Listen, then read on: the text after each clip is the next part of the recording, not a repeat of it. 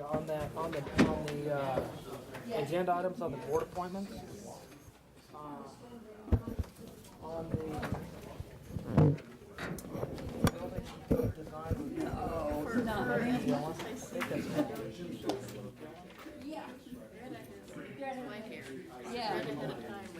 You know, I kept looking at that name and wondering. That was on the building. I just turned mine in. Well, here.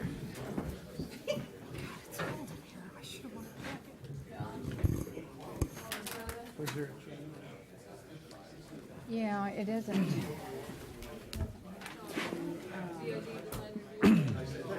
Design review. It's a reappointment. So is that the, yeah. So I just threw this out for them. The only difference is,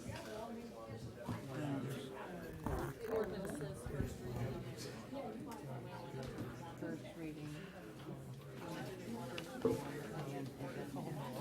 Gotcha. It's just a little minor change. Yeah, I know.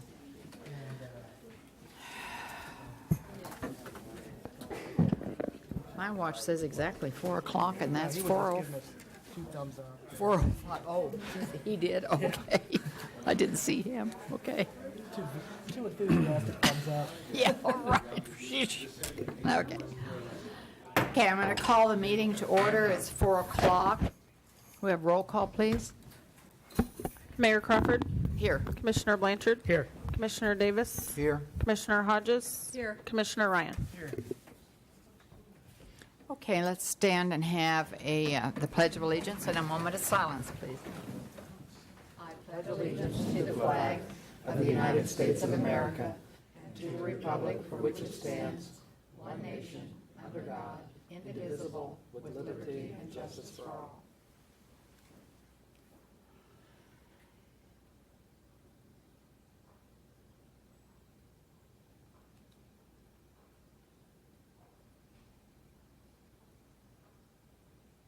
Thank you.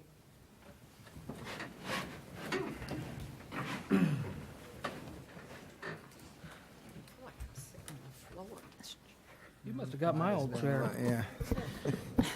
You got the tall chair, I have the short chair. There are no awards and proclamations. Citizen Forum, is there anyone here who would like to bring any item before the commission that is not on the agenda? Karen Shade, 111 Wisconsin. I was curious, as part of doing the budget, which I know is coming up later, usually it's appropriate to also look and see if money has been well spent in the past. And I noticed that the last audit posted on the website is 2014, completed in October 2015. So I'm wondering about 2015's audit. I think city manager can probably. Yeah, I can address that. 2015 audit is basically complete. Work is on the 16 audit. We do need to get the 15 published, and then the 16 audit will be around the corner. So. Okay. My only concern is the city lost, or Ron Franz retired, and then there hasn't been continuity in that position. And with Mr. Gage possibly interviewing elsewhere, it seems like that should be a priority kind of thing. We've been thinking about that. Thank Pretty you. seriously. But thank you for bringing it to our attention again.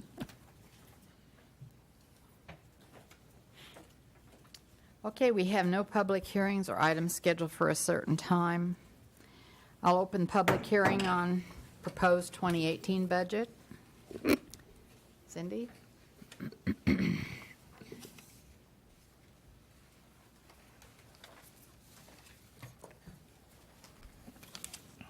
All righty. The budget, as you all know, there was a notice of the budget hearing that was published in the Salina Journal on August 11th, and it included the date, the time, and the location of the hearing, and it established our maximum limits of the 2018 budget, as well as our maximum for the ad valorem tax to be levied. The published expenditure budget was net transfers of $92,445,556. of which the proposed mill levy will remain unchanged at 27.603 mills.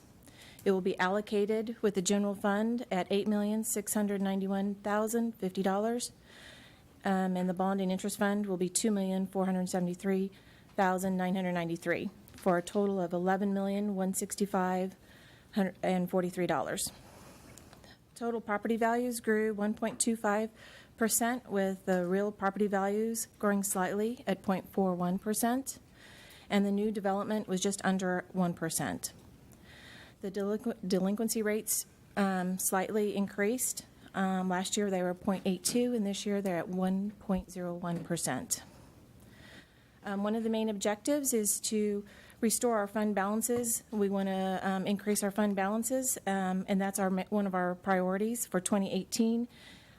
We estimate to close approximately at $5.5 million, and we're hoping to increase that up to $8.5 million in the future.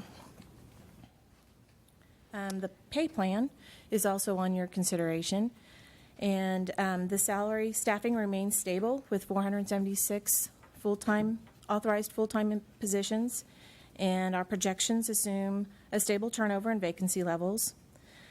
The assumptions for 2018 accommodate a normal merit consideration up to 3% and an overall pay plan adjustment of 2%. The comprehensive fee schedule, which you all have, has been reviewed by you guys in study session. We do need to make one amendment in that.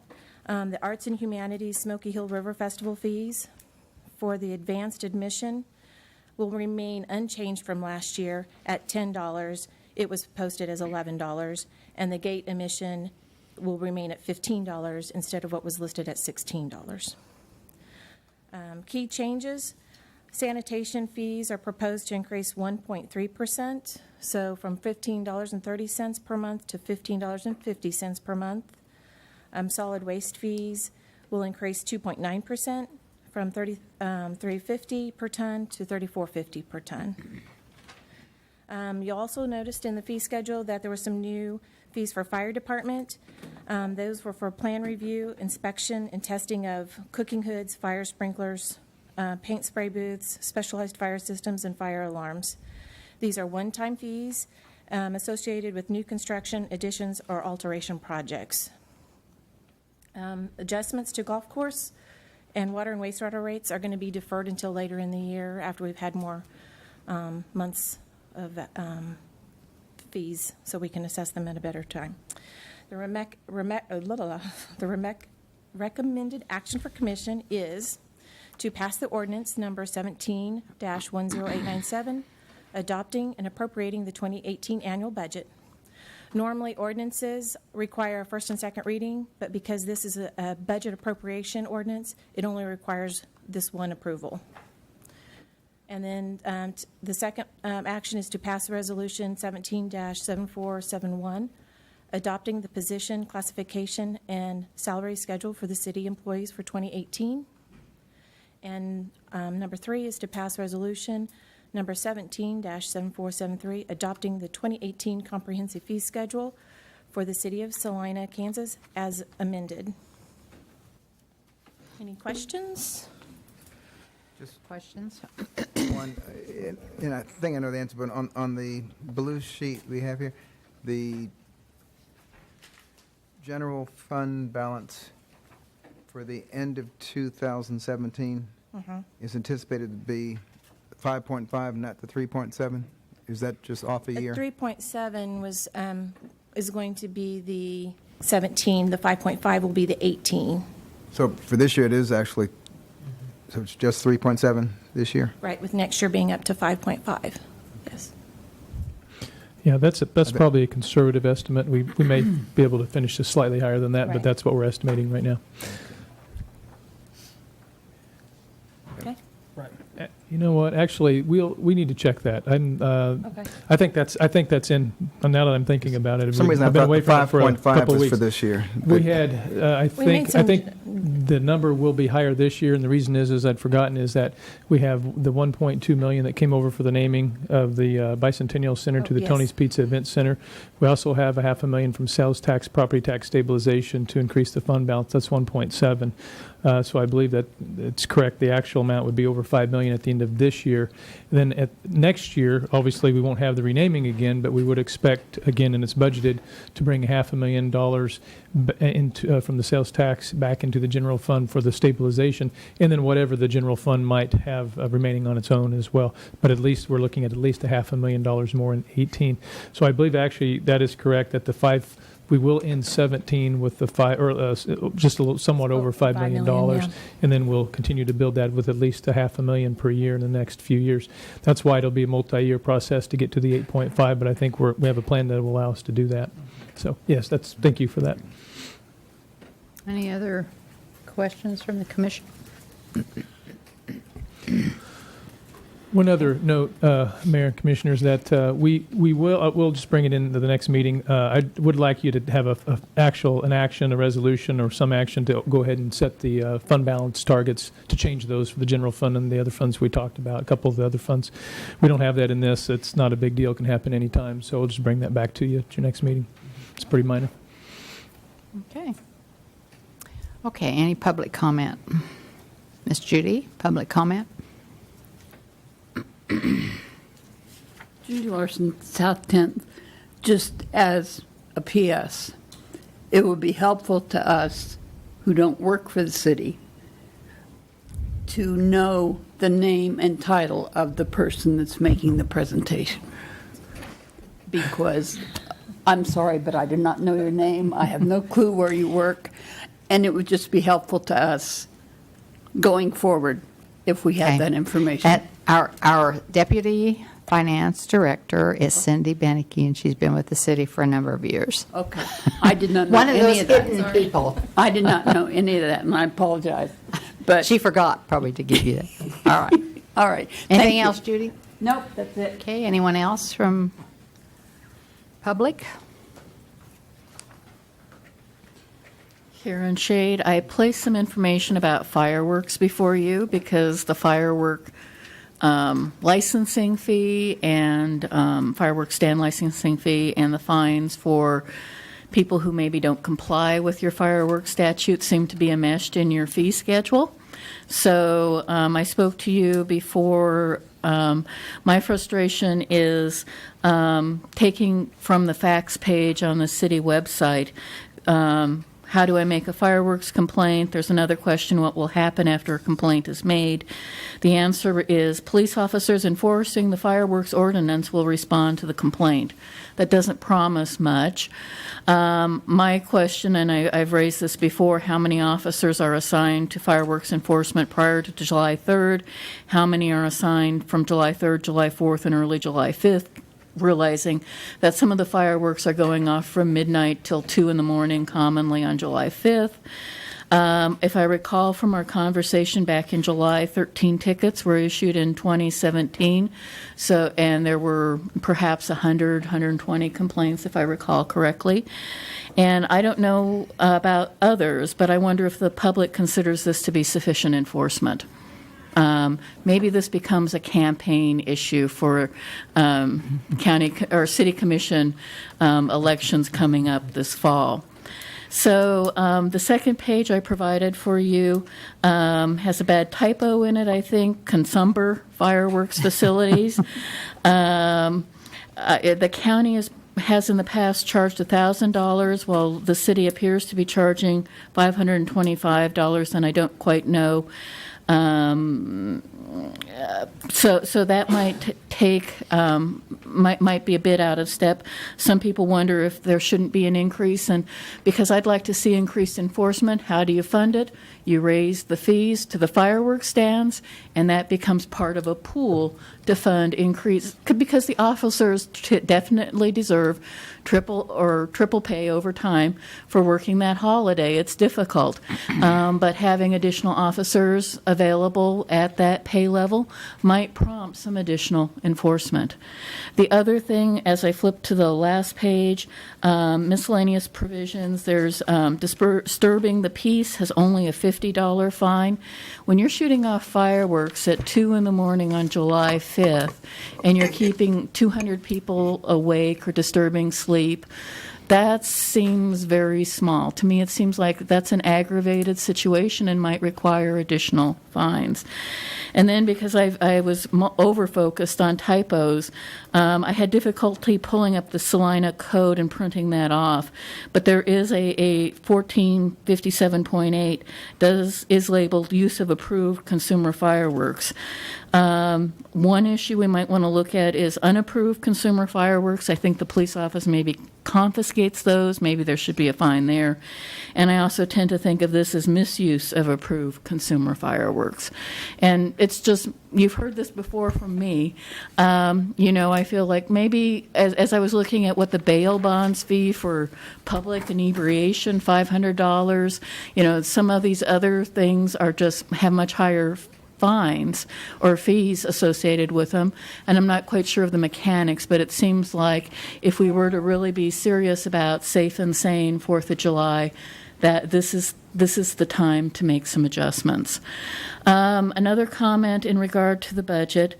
I'm glad to see it looks like I was to see the looking at salary steps.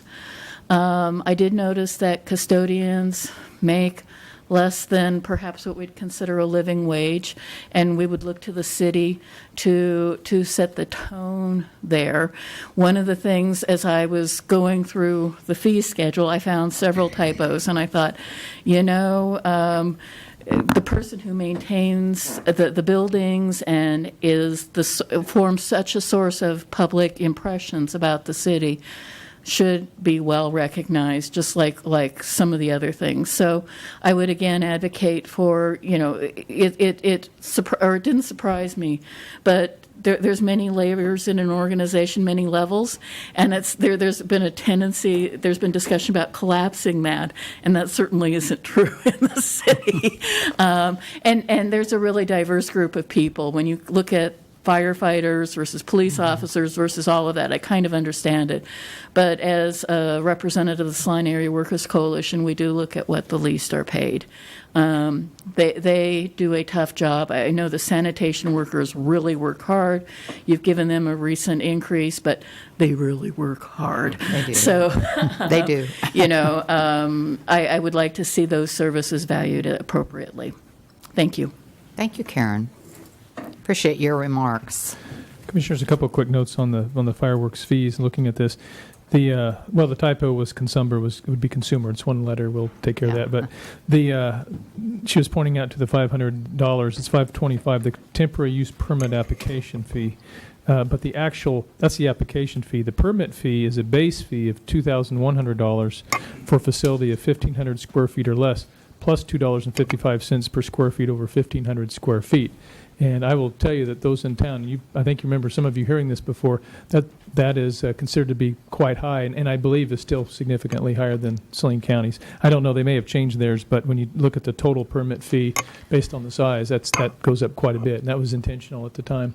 And partially because of enforcement. $520? Our temporary use permit application fee, just the application fee is $525, but the permit fee, which is in essence helps to cover the cost of reviewing the tents and the fireworks, inspection, all that. That is actually $2,100 for all facilities 1,500 square feet and less. And then as a facility gets larger than 1,500 square feet, it's $2,100 plus $2.55 per square foot.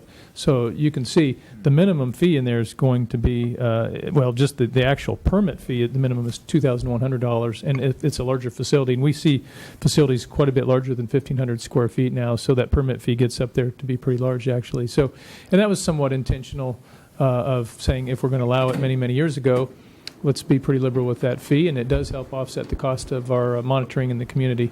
Now, the other thing is speaking to the monitoring in the community, you could have 100 officers around, and you still, when you think of the square mileage that we have, you're going to have a few folks that are going to try to test their luck shooting afterwards. we're not able, just because someone might call and say, I heard someone shooting, to cite or arrest them. We do have people that need to be willing to say, I'll testify and all that, just like any crime that would occur. So it's not quite that simple, but that's why the officers respond, and they will respond to the calls, and that's what they do. And I think, relatively speaking, when you allow fireworks to be shot off in a town of nearly 50,000 people, the impact we have is not bad. But you're always going to be dealing with the noise, trash, and some of those things. You just can't avoid it, no matter what level of enforcement. So that's just there's kind of a bit of a nuisance of simply allowing it in the first place. That's another reason why we squeeze that time frame in pretty tight as well around the holiday. So it gives you a little bit of insight. Just to, if I could, just ask a quick, maybe follow-up, or just to revisit, and this would have to do with Resolution 177471 with the position classification and salary schedule. We, as you know, I had brought up the fact that we had heard from someone from the Workers' Coalition about wages and the living wage and so on. We had the discussion at that time about basing it on, as an employer, we offer more than just a base pay. And Correct.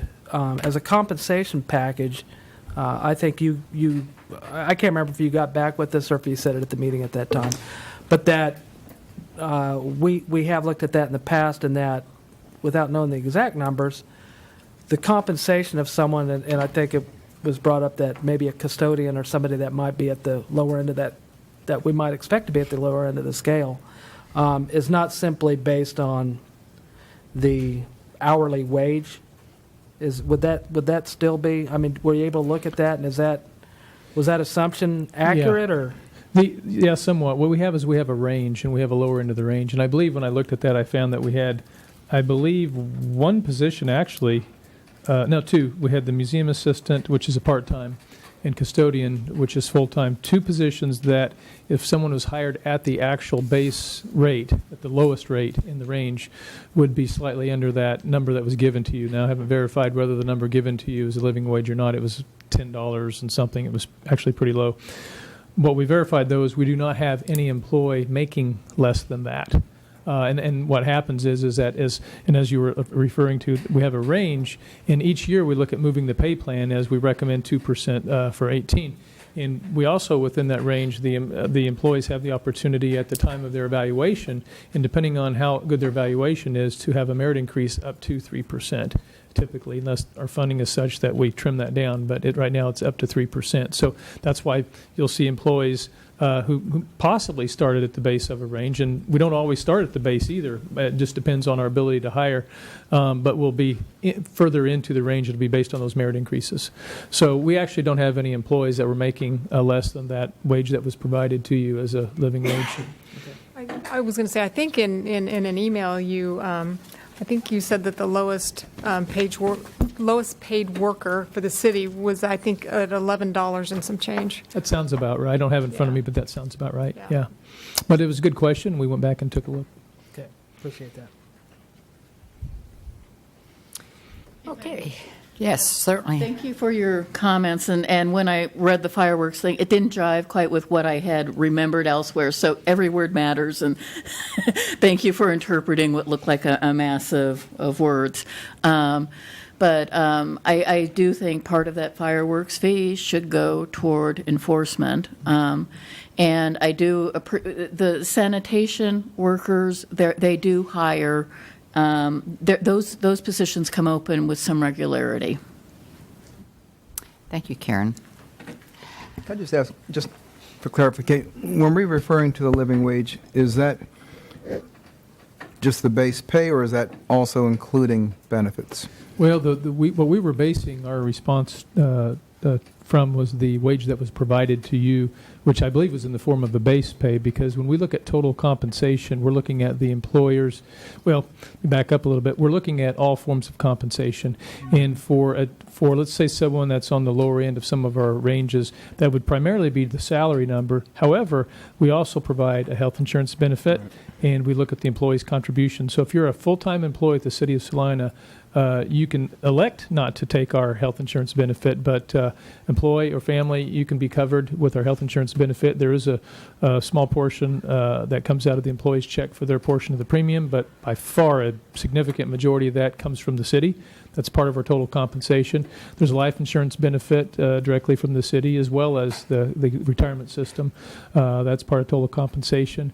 And then any other contributions that Social Security and all that would go in there. But primarily, when you look locally, it would be the health insurance contribution and a little bit of life insurance on most of those.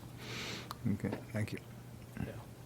And I'll just add to that, because the question was, is you made the statement that the city could be a leader in the community in wages, and I believe that we took a huge step in that direction 2 years ago when we made the commitment to do our cost of living adjustment, or the wage adjustment that we did at the time that hadn't happened for about 7 or 8 years.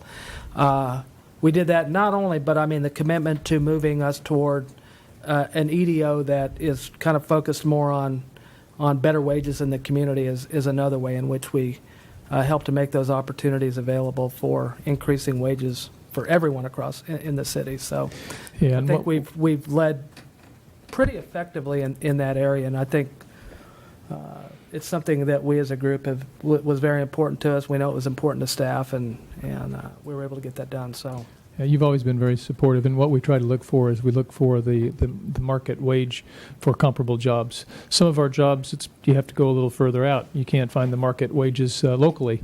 Maintenance, custodial, a lot of those types of jobs. Some of those you can locally, but when we're talking about some specialty jobs, professional jobs, you have to look broader. And so we always try to look at our pay plan with that in mind, and every once in a while we will look at reclassifying certain jobs, moving them because of that. It is harder when you go into a stronger economy, because then you get more private sector competition for some of the similar jobs. That makes it more difficult, or just as an alternative. So that could put some pressure on the pay plan, and we always try to keep our eyes on that. Okay, any other comments? Public comment? Comment from the commission? Okay. I entertain a motion on adoption of ordinance 17-10897. Madam Mayor, move adoption of ordinance number 17-10897, adopting and appropriating the 2018 annual budget. Second. Okay, I have a motion and a second to adopt ordinance 17-10897. All in favor, say aye. Aye. Opposed, same sign. Okay.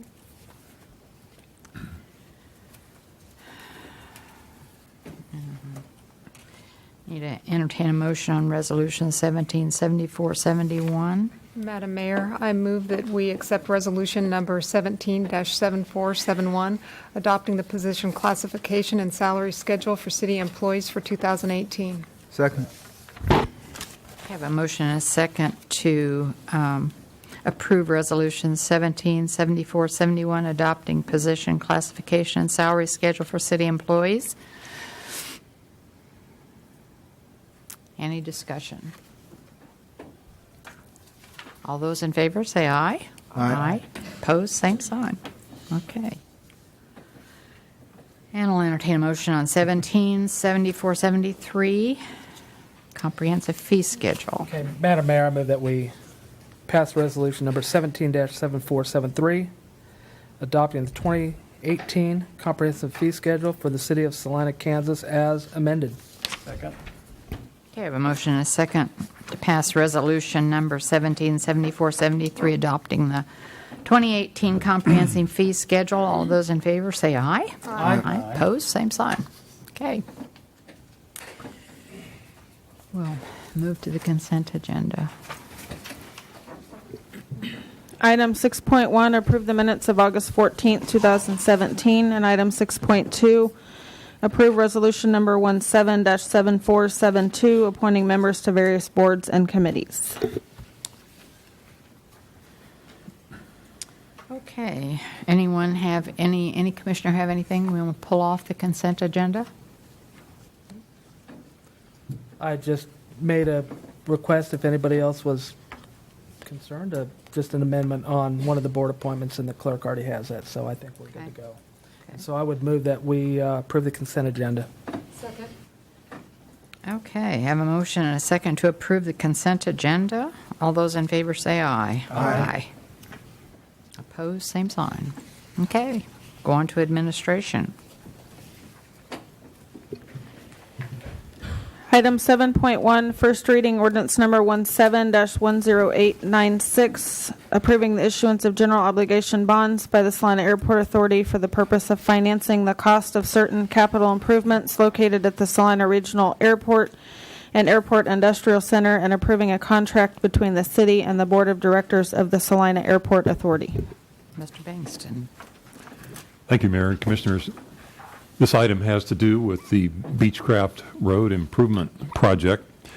You'll recall in your study session on July 24th that you received a presentation from Salina Airport Authority Executive Director Tim Rogers on the potential for a cooperative effort between the authority and the city for the improvement of Beechcraft Road that involved the design and construction and the temporary financing of that project by the Salina Airport Authority, leading toward the ultimate approach of the long-term financing of the project being undertaken by the city. At that time, you gave direction that staff would work with the Airport Authority in advancing that matter. That has occurred. You have before you a proposed agreement that has been approved by the Salina Airport Authority Board of Directors. I'll try to make quick work of the legal aspects of this. You probably will have more interesting questions of either Mr. Rogers or Mr. Gage as to the project itself. But what is going on in terms of the structure, the Salina Airport Authority, the enabling legislation that allowed for its creation back in 1965, included independent authority for the issuance of bonds with the consent of this governing body. So the routine aspect of this process is the governing body's consent to the issuance of the bonds, in this case in the form of temporary general obligation, temporary notes. That part of the process simply involves, hopefully in your case, in this case, the unconditional approval of that issuance by the Salina Airport Authority. And that's one of your options under the statute. The unique aspect of this, and I think the unprecedented aspect, is that fortunately that enabling legislation anticipated this very type of situation. And in working with bond counsel, we were able to develop the legal path, if you will, of how this cooperative effort could be executed under that enabling legislation. And that is described in actually more detail in recital C under the agreement that you might have seen. And anybody that might have questions about the fascinating aspects of that, I'd be happy to try to answer. But to get to the punchline, you also then have the agreement that enables the very process that we just talked about. As I mentioned, that has been approved by the Airport Authority Board of Directors. One bit of information that has developed that we anticipate building into the agreement between now and when it is presented to you for final consideration on second reading. You probably noted that the plan anticipates that the long-term financing would be included under either the city's 2018 or 2019 general obligation bond issue. The calendar has developed more precisely so that the temporary bond or the temporary note issuance will be such that the city stepping in with the long-term financing still would be in the same time frame of 2018 or 2019, but will need to be in a position so that those funds are available for reimbursement of the authority no later than July 25th of 2019. So that further detail will be in the final version that is before you at your next meeting. That's I think the essence of the legal aspects, and as I say, I'm sure Mr. Gage or Mr. Rogers would be glad to fill you in on any of the more interesting aspects of the situation. Okay. Commissioners, you'll recall an overview of the project and from one of your recent study sessions, which Tim provided that. I'm sure he could answer any further questions you may have on that or the timing of the project. Just one question, and it might be just the way legal terms are interpreted differently when you're speaking just colloquially, but the phrase that the airport authority can issue its own bonds with the governing body's approval, does that mean that if those bonds are issued, the city has some responsibility for payment if the airport authority cannot repay those? That's a very good point, and the answer to that is that the city is not. While those bonds are with the issuance of those bonds are with the consent of the city's governing body, they are not backed by the full faith and credit of the city. They are backed by the full faith and credit of the airport authority, but not the city. So those temporary notes are not an obligation of the city, nor do they count, if you will, toward the city's bonded indebtedness. All that just comes to play in the ultimate issuance of the long-term financing. Okay. When we look at the agreement that will soon take place between us and the Airport Authority Board on this one, it says in the packet, and you stated that that they would be funded through the issuance of 2018 or 2019 bonds. And so would those as far as capital improvement planning goes, will there be a designation, or will it just show up as a bond issuance? I mean, is there any formal placing it on the CIP so that it takes up a slot in one of those years, CIP, because it's not going to happen 2018? Right. Yeah, Greg and I had talked about that some, and this is a little bit different than a typical CIP project, but we felt as we get into the fall here in just a few weeks, as we hit the CIP, we should probably make some form of reference to it so that it's on our radar screen that time. I don't know. It's probably most likely it'll be a 2019 bond issuance. Right. And if so, your first payment might be later in 19 or early in 2020. But as Greg mentioned, we'll know that as we get in there later. But for now, it's not a bad idea to have a placeholder in the CIP so we remember it. So it may be in 19 or 20, yeah. And then at that time we'll determine. I mean, we'll go through the entire exercise of a funding source and the whole. Yes. Okay.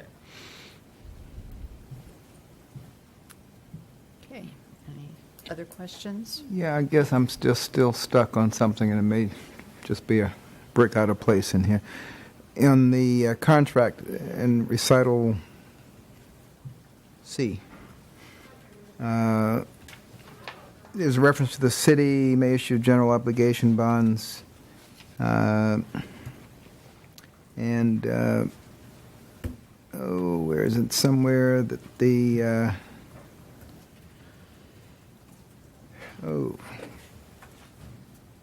just saw it.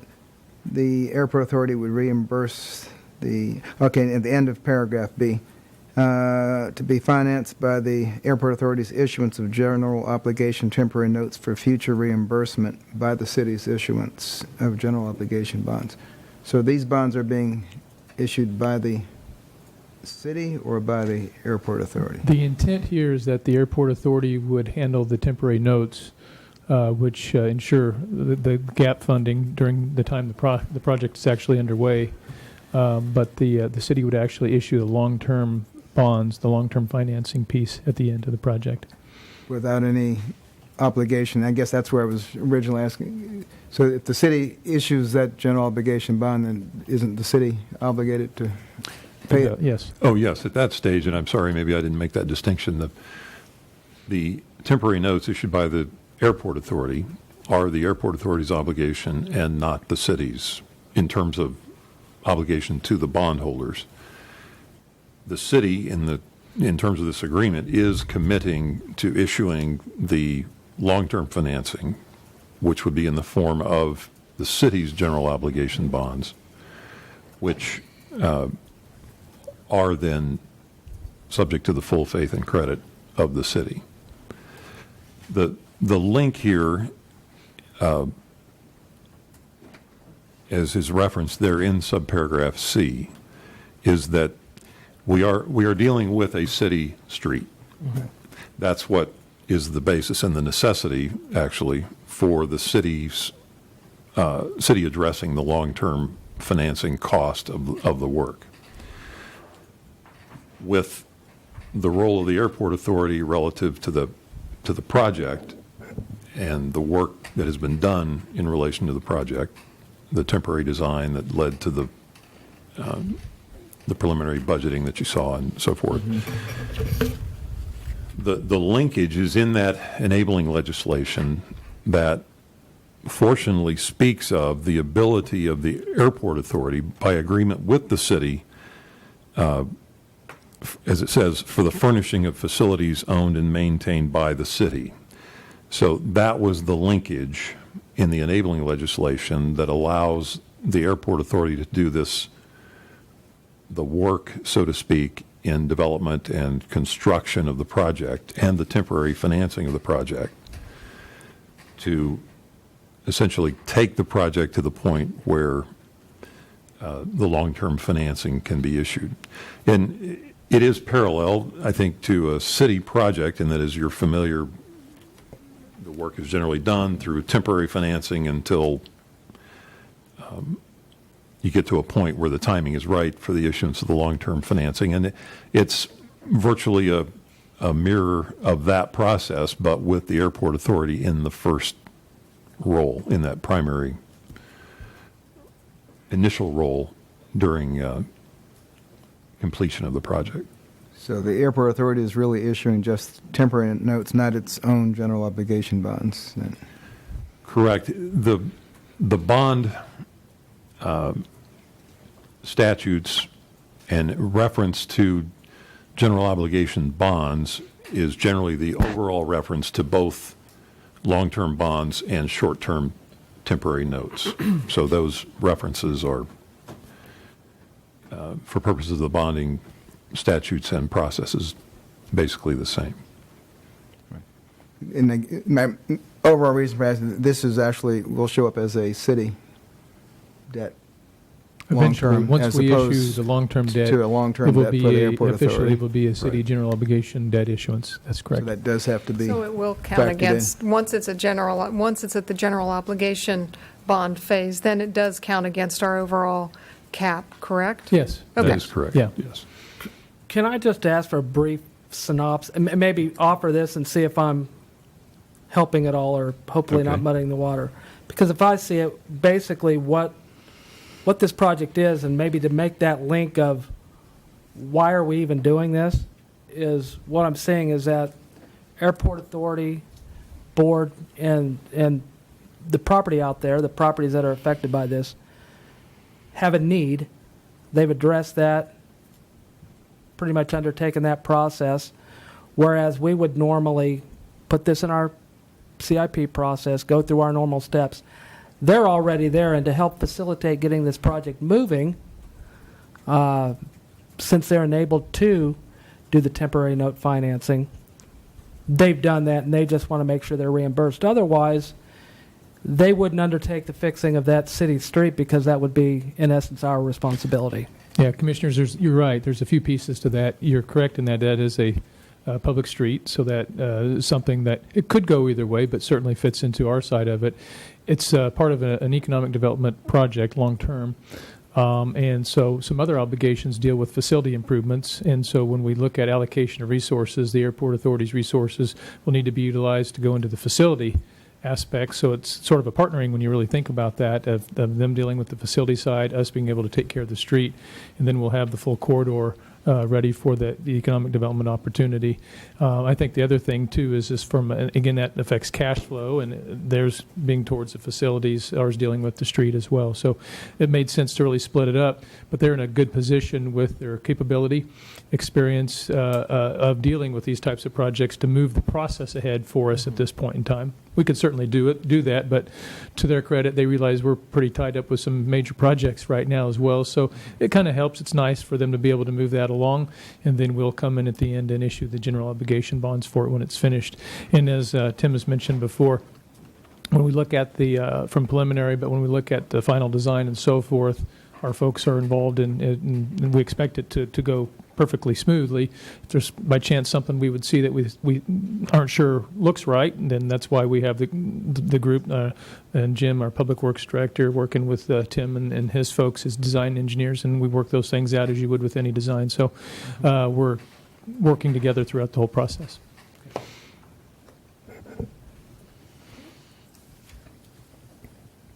Any other questions? Public comment? Okay, I'll bring it back to the commission for action on first reading. Actually, I did have a question, sorry about that. And I think that Tim may have answered this in our study session, and I looked back at my notes and I didn't see it in there. Will there be hangar siding improvements as part of that streetscape? Thank you, Commissioner. And there are a number of components that are kind of this project that are still evolving. And yes, the improvement, streetscaping, ultimate design will include recommendations on treatment for the siding and the appearance of all the hangars and buildings that are adjacent to Beechcraft Road on the north and the south. Hangar 724 will be the most prominent, renovation that will be underway. That was depicted in the rendering shared with you at the study session. And I just maybe it's appropriate to give you a couple of updates at this time as you look at this project, because there's other things going on, activity on either side of the street of Beechcraft Road that will be reconstructed.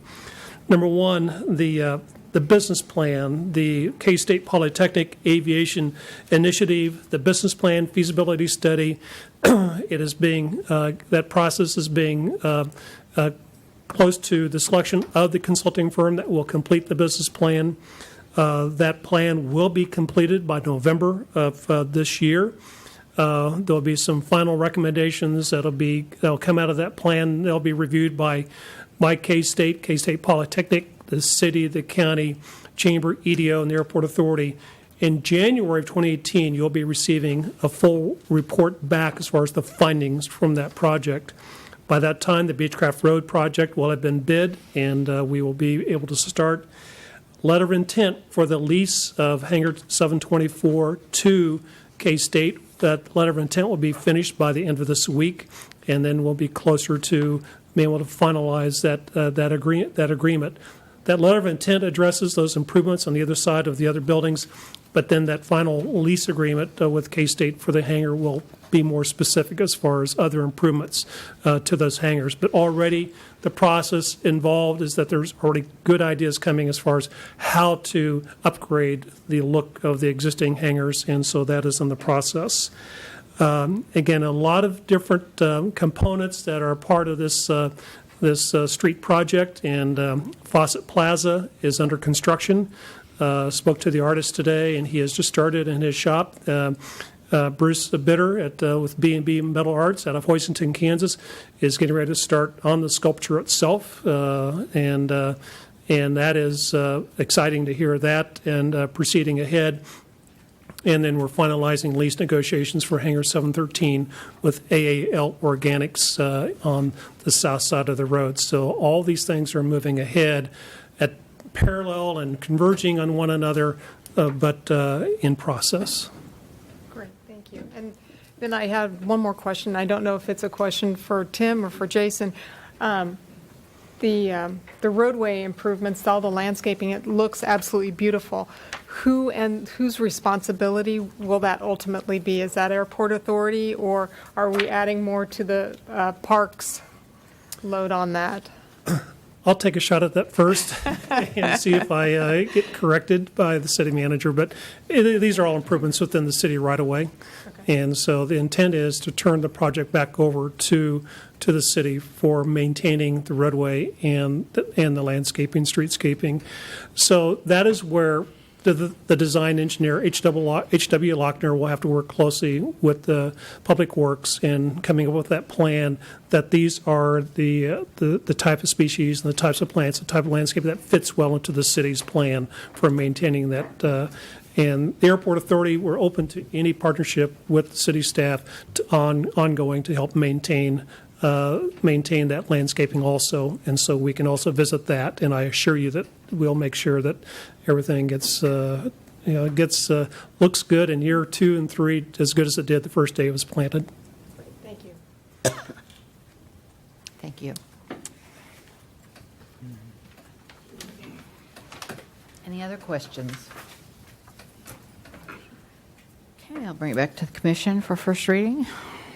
Madam Mayor, I move that we approve ordinance number 17-10896, unconditionally approving the issuance of general obligation bonds by the Salina Airport Authority for the purpose of financing the cost of certain capital improvements located at the Salina Regional Airport and Airport Industrial Center, and approving a contract between the city and the Board of Directors of the Salina Airport Authority. Second. Excuse me, second. Okay, I have a motion and a second for passage of first reading on ordinance number 17-10896. All those in favor say aye. Aye. Opposed, same sign. Okay. Item 7.2.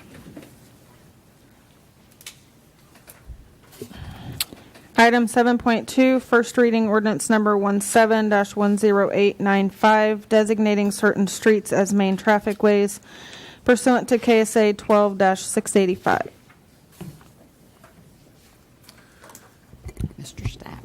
Thank you, Madam Mayor and Commissioners. As Tim alluded to, and Greg explained, this project is going to be bonded with long-term obligation bonds, and so for that reason, we have to designate it as a main traffic way.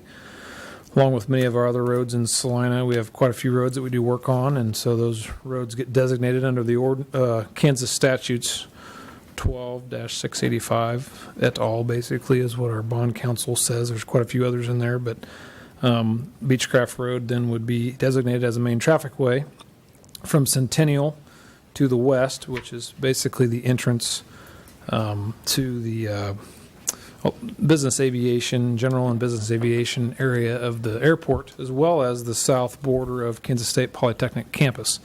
So the road serves as kind of a gateway to the city for a couple of, for the airport authority as well as K-State. And in regards to that, that's going to be a nice road improvement. In this case, it's pretty old road, aged infrastructure, so we'll add some streetscape elements as well as a sidewalk on both sides, which is pretty unique for that area. We're trying to get sidewalks in that area with, might as well start with this project. So K-State, and eventually we can connect some sidewalks out there to that area.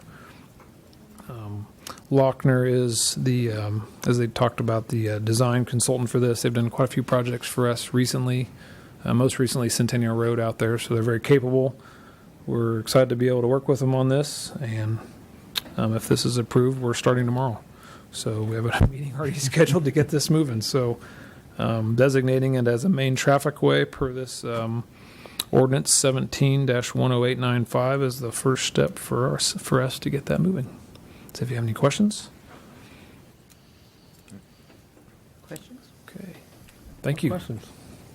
Been pretty busy down there. Lots going on, yes. Okay.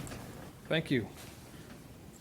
Don't have any questions on that, but I do want to take a half a step backward and just ask for a clarification on something on a question that Commissioner Hodges had asked about the maintenance of the landscaping and the streetscape.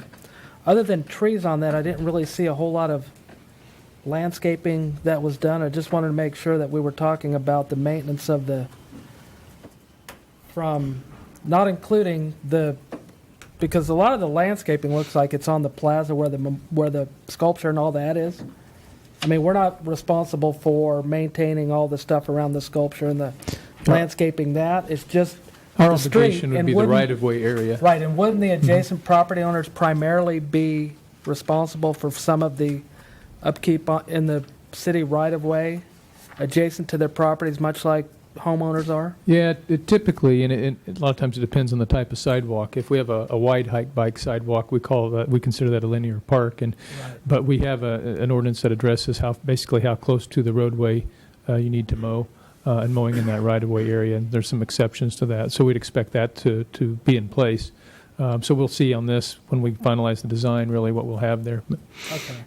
And if I might add, if I just as a reminder, the streetscape, the rendering that you see, I gave H.W. Lochter 3 days to get that done. Right. And so, and that meant the landscape consultant had like half a day maybe to get it done. But it was a short time frame that they responded to that. So part of the design contract in working with Public Works and City Engineering is to really do a full streetscape landscape design. And so that was conceptual. Okay. And even the Fawcett Plaza portion of that is conceptual. And so there'll be a full streetscaping design that will be much more detailed as far as what goes where and Right. how wide. And I think at that time, through the design, with the comment today, we can have H.W. Lochter make notes as far as the maintenance of the areas.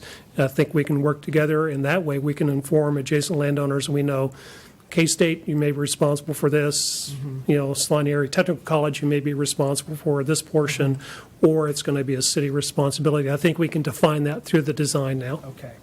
And that would just be for the street and not the Fawcett Plaza? I mean, Fawcett Plaza is it's outside of the it's scope outside of this that. design. Okay, super.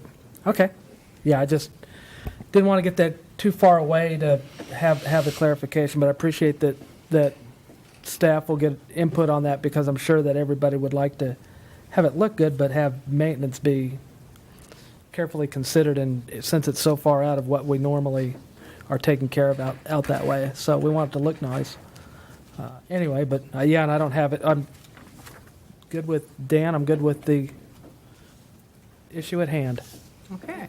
And I'll entertain a motion on first reading ordinance 17-10895. Okay, Mayor, I move that we pass on first reading ordinance number 17-10895, designating certain streets as main traffic ways pursuant to KSA 12685 on first reading. Second. Okay, we have a motion and a second. Is there any discussion? Motion and a second on first reading ordinance number 17-10895. All those in favor say aye. Aye. Opposed, same sign. Okay. We're down to 7.3, Shandy. Item 7.3, resolution number 17-7475, authorizing the mayor to sign the sale and purchase of playground equipment agreement for the purchase of a replacement playground structure for Sunset and Oakdale Parks from Athco LLC. Mr. Cobb. Good evening. How's everybody doing? Good. The playground at Oakdale and Sunset are both well past their life expectancy.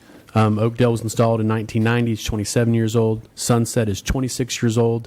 The playground that I refer to at Sunset has actually since been wholly removed due to another issue with the equipment. So that playground is completely out of commission now. The slide broke, and there, at that point in time, there was no use trying to maintain that piece. So we have already removed that piece from the system.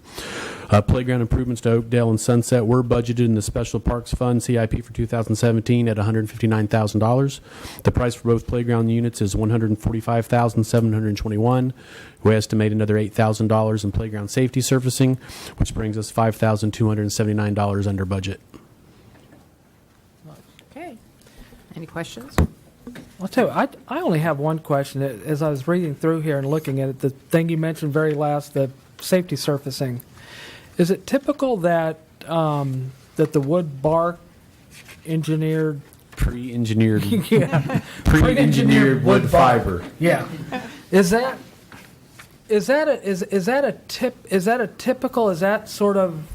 a high degree of safety? I mean, where does that fit on the degree of safety range? I mean, because I know that a lot of places go with a synthetic safety surfacing. Some of it's poured in place, and It is the lowest tier acceptable ADA safety surface to Okay. use, and it is the most economical for our purposes. okay, is that what we use across the board? I mean, is that standard, and that's what we use everywhere?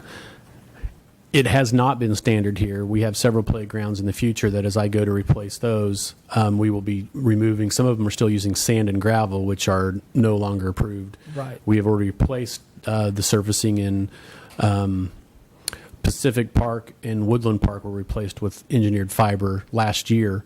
So our goal is to remove all sand and gravel playground safety surfacing as we can and replace it with the fiber.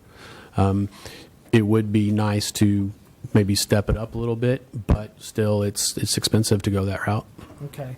These are designed, and this equipment is engineered. I mean, Yes. when you have a piece of play equipment, it's not assumed, that equipment isn't assumed that it's going to be some other higher grade of safety surfacing. It is kind No. of based on the lowest, Yes, sir. our area. Absolutely. Okay. All right. Yeah, I've often wondered how how that. We're working to replace them as fast as we can. Okay. All right. I appreciate that. And 27 years is a pretty good run on Pretty a good piece bang of that for our equipment. buck. So I was out at when we just replaced the one at Phillips, and a lady over there remarked to me that she played there as a kid, and her kids are playing there now as we Right. were replacing it. yeah. Okay. Thank Any you. questions? Actually, Chris, before you step down, I just had a couple quick questions. Now, I noticed that the bids didn't include installation. Is that something that city staff does then? We have Okay. 2 certified playground safety instructors on staff, and Okay. we oversee our own installation. Okay, great. And then I saw in the timeline that it would be delivered basically by the end of September. How long typically does it take once it's delivered to do the installation? Really just depends on the weather. These are larger units. We'll get on them right away. We did have some setbacks with Phillips due to the weather, so that took us a little bit longer to get installed than we'd like. But our plan is to get Sunset in first because it's unserviceable. And then when we're done with that, we'll move over to Oakdale. While it's antiquated in playground years, it's still functioning at this point. And then estimated delivery date or play date that they'd be ready to play on. Any ideas on that? No, not at this time. Okay. Okay. Anything else? Thank you. Thank you. Bring back to the commission for action on first reading, or resolution, excuse me, on 177475. Madam Mayor, move approval of Resolution 17-7475, authorizing the mayor to sign the sale and purchase of playground equipment agreement for the purchase of a replacement playground structure for Sunset and Oakdale Parks from Athco LLC. Okay, I have a motion and a second to approve resolution 177475. All those in favor say aye. Aye. Opposed, same sign. There's no development business. Is there other business? I have a quick little thing on other business. And I'll tell you what, that twisty slide looks like a lot of fun. For a number of years we've been doing the spring spruce up in the fall fix-up items, and there a question in the organizing of the fall fix-up, which I believe is going to be around October 5th, came up, and it triggered conversations about the possibility, and some people mentioned that there might have already in the past been a free dump day. Can you tell us, has there been a free dump day in the past to where designated one Saturday to say, Salina residents can take one load of pickup truck of residential dump to the dump? My recollection is I believe and I'm going to look to some others here that have a little more history than I do, but I believe we have done that before, I believe for residential only. I know it's been considered. I think we have. Greg indicated it. We have. It's been some time ago that we've done that. Quite a long time ago, as a matter of fact. But and it was, again, for residential only, which that's part of the first challenge is trying to make sure that it's residential only. But we have done that, I believe, before. Okay. I would just like, if the board is willing to ask that if maybe we could have staff look into feasibility of that, or if it's possible to do that, and that maybe if it's works with enough time for this fall's event to maybe figure something to work out great, but if not, then maybe in the future events, because I think the whole idea is to kind of encourage people to come help as a volunteer effort to clean up the community. But I think that sometimes if people are allowed to have maybe a free day to take a load out to the dump, they might just clean up, their own neighborhoods and maybe help a neighbor take a load to the dump. So if you guys don't mind, I think it'd be Good idea. Sounds like a good idea to me. so. All right. Well, kudos to this. We'll take a look and get you something back. Kudos to our committee for coming up with that idea. Kudos. I appreciate that, you guys. Commissioner Blanchard. No, Okay. that's, no, came up in a discussion, so I appreciate bringing that to you guys and to staff. Okay. Any other business? I guess mine is not even as glamorous as yours, but just want to make sure that we're Don't keeping in, well, actually, in a way it is, but I hope no one draws the similarity. That we keep an eye on the adequacy of the number of restrooms we have in the field house. Oh, we will, yeah. Just, Yeah, I keep looking for the other bathrooms, Yeah. but I realize there's just that one set, and we haven't had the place filled with participants in any one meet Correct. yet. But Yeah, we will have to pay pretty close attention, well, certainly respecting privacy. right. And we'll have open house August 30th. Yes, August 30th, point, yeah. open house, that's correct. a good point. We've had some, multiple inquiries about the number of restrooms, or the restrooms and the number of units inside. And, when we had the project design, the designer had experience with these, and we relied a lot on the designer. They actually wanted to have fewer restroom units in there, and we said, no, we'd like to have more. But we'll just have to see how a large tournament, how the traffic flows, and how, if there's lines, and how long the lines are, and what that means. And I can't say for sure that we won't potentially be looking at the possibility or the feasibility of expanding the restrooms. But again, that decision was based on the experience of the designer primarily, with us trying to keep the number as high as we could reasonably, because it's not something that we're an expert at. We haven't studied every facility like that around. So, but we will pay close attention. And I would add that there was quite a bit of math and some assumptions put into estimating the occupancy of the building based on how many teams would be occupying the courts, how many fans they'd have, how many could sit in the bleachers, how many would be in the lobby. And then that calculation was applied to the building code as related to the required number of fixtures. So there was a best effort made to estimate the likely attendance and then apply the code to that attendance as it related to the required number of fixtures. And that's how we ended up at the number that we're at. But we'll keep an eye on it. We've had a lot of feedback that it I'm just seems guessing they don't small. factor in a large percentage of those folks being grandparents, older who have to go. Yeah, how We need to successful visit were a little more often. And you're just a youngster. Has me a little concerned that it's now already. Yeah. Okay, any other business? Before you do that, Commissioners, if I could, didn't want to jump in front of you. You're aware of this, but I did feel it was probably necessary to provide an update to the public that there's been some talk about my candidacy for the city manager position in Topeka, and I have last night I electronically submitted a letter withdrawing from that search. It's as you probably aware, since the interview time frame, 4 weeks have elapsed, and I've come to the conclusion that my place is probably my best fit is probably here than there, and so I have withdrawn from that process. So that way you don't have to get asked all the time what's going to happen next. I apologize for the distraction. I know it is. There's not much I can do about it, but I know that it was, and I apologize for that. But I wish them the best, and I hope that whomever they do choose, that they have the best of luck with meeting their goals. But I'm pretty excited about Salina. It's a great community, and we have some pretty exciting projects we're in the middle of, and just talked about another one. And those are community changers, and excited about helping get those finished. So wanted to make sure that the public was aware of that, and appreciate the opportunity. We're glad to have you here, and especially in view of the downtown project and all the things going on. We have two good people here taking care of us, Well, Mike. We probably have a Jason. few more. Well, and we should feel quite lucky to have someone that someone else wants, so. That's right. It's, Thank you. Glad to still have you. We have a motion to adjourn? So moved.